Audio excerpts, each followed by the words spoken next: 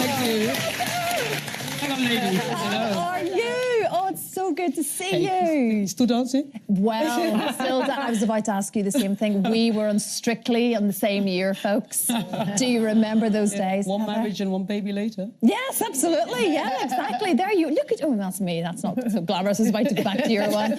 You were fantastic, but it's so strange, Heather. We were just talking earlier on. You're quite honest about being quite a shy person, and I look at what you've done, obviously career-wise, and Strictly certainly is a nerve-wracking experience for the best of us.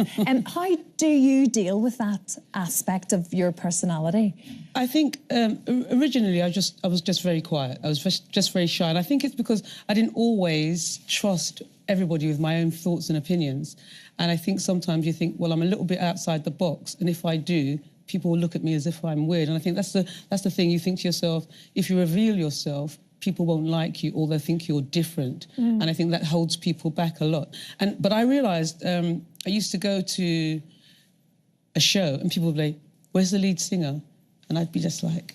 But Heather, what's extraordinary... It doesn't get you anywhere, though. Heather, I can't believe you're saying that, because all your music, to me, is so positive, and you are giving out such a positive, upbeat, confident message. Yeah, because, you know, you learn that it's all right to be yourself. And, you know, we talked about before about empathy, and I think that, you know, I've gone through a lot. And how do you deal with it? You either say to yourself, I can't cope, or you just...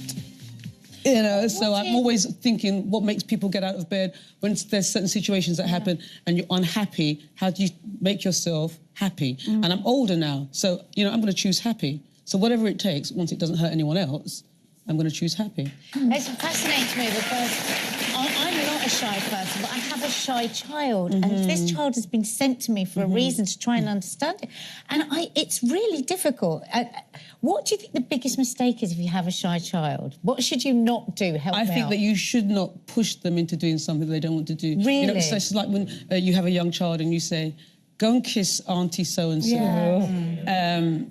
You know, if they don't want to kiss Auntie so-and-so or Uncle so-and-so, that's okay. And I think that you've just got to let your child know that who they are and how they are is okay. Because I had a nephew and he was very, very shy, uber bright. But when he got home, he was himself. And in certain situations at school, he'd answer all the questions, or but the teachers would say, is there something going on at home? But he was just quiet.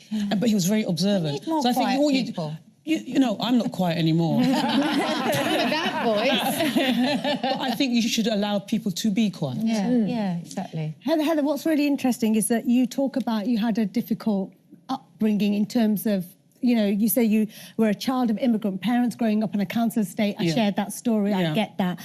But you also put that, you know, and I think this is, I get this, and I think it's sad, and I don't think people really understand how crippling this can be. But you said, as a child, I started to realise that my friends at school, they didn't play with me after school because they didn't want their parents to know that they had a friend that was black. Yeah. How does that shape you? I know, but I just think for people who don't understand that, can you tell us what that meant to you? I mean, it was hurtful at the time, and I knew straight away what it was, and I knew that their parents weren't endorsing our friendship. And you think to yourself, well, why is that? And it's usually basically stereotypes. And because, you know, I've started off from a place, like I said, immigrant parents, and I'm of African descent, and we have the whole issue of slavery. And I think that sometimes when people see people of African descent, they can't disassociate that we were enslaved. And so sometimes they want to treat you less. And what you have to understand is that nobody is less or more. And that how you get over it and what you're told is that you just got to be excellent at what you do to show that, you know, there's a lot, it's not just about being black, but, you know, we have an immigrant community and you're told to work twice as hard as everyone else. And really not to acknowledge where you are, but not to really dwell on it or complain. It's like, you know, you got out there and you work hard and you show that you're just as good as anyone else. It's part of that, being in a band and not agreeing with some of the things you were asked to do, but not saying anything because you didn't want to be seen as difficult. No, I wouldn't say that at all. But even though I was shy, I would always speak up for myself. And I was with people who weren't racist, prejudicial in any kind of way. And everybody had, like, you know, two of the members seemed like me, immigrant parents, Irish descent. You know, you've got to think there's no blacks, no Irish, no dogs. So, you know, there was a kind of shared theme for some of us. But they still had that thing about making good. And, you know, that's the thing. You have this thing about making good. And I always thought to myself, I should speak up, because if you don't speak up, you're in trouble. And that's why I'm not as shy as I was. Because when you don't speak up, people make assumptions. And usually, if you don't look like them, those assumptions can be negative. So I want people to be fully clear of what I mean. Well, Heather, we're talking about your music, and it is those iconic big tunes. We all know every single word of it still. It comes on and you sing along instantly, and you're making new music at the minute. I am. And you're going to be back on the road, hopefully. That's right. So I go back on the road.